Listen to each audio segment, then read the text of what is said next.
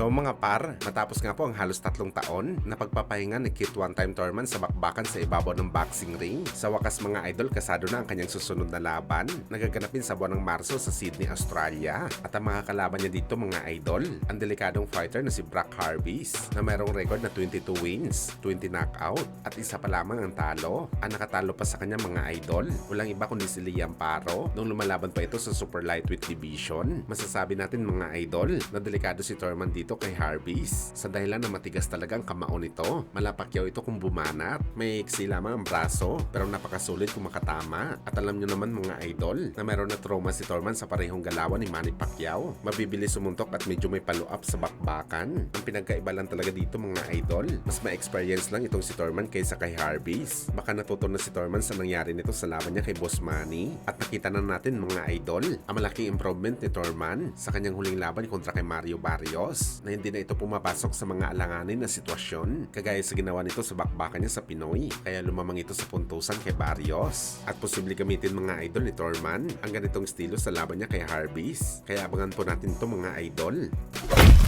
Samantala sa naging panayam naman po ni Jun Kim, ang makakalaban ni Naoya Inoue sa Bernes. Kwento nito mga idol, ang oras noong nakatanggap siya ng tawag galing sa kanyang manager na naging replacement fighter daw ito ni Goodman para sa laban kay Inoue. At sobrang na-excite daw mga idol si Kim sa laban sa pound per pound boxer. Kaya ang regular daw nito mga idol na tinatakbo na 6 na kilometro ay ginawa niya daw 10 kilometers mga idol. Kailangan niya daw kasi ng ekstrang hangin para sa kanyang paparating na laban sa Hapon. Kahit marami daw ang nagmamaliit sa kanyang mga idol sa laban na to, dahil isa lamang itong replacement fighter, papatunayan daw ni Kim sa lahat mga idol na kaya nito makipag-compete sa tinatawag na monster ng boxing sports. Hindi daw siya basta-basta magpapatalo sa laban kay Inoue. Hindi daw siya pupunta sa laban para sa pera lamang. Lalaban daw siya para i-upset si Inoue sa bakbakan. Kaya tinatawag man daw mga idol na halimaw ang kanyang kalaban, tao pa rin daw mga idol si Inoue. Kaya pa rin daw siya matalo at talagang ito daw ang gagawin ni Kim, ang ibigay kay Inoue ang unang talo nito sa kanyang kartada. Pinaghandaan daw talaga ni Kim mga idol ang posibleng mangyari sa kanya, kagaya na lang ang masaktan nito sa bakbakan, pero mananatili daw siya mga idol sa kanyang game plan sa buong laban dahil alam daw ni Kim na ito ang magbibigay sa kanya ng tagumpay sa bakbakan.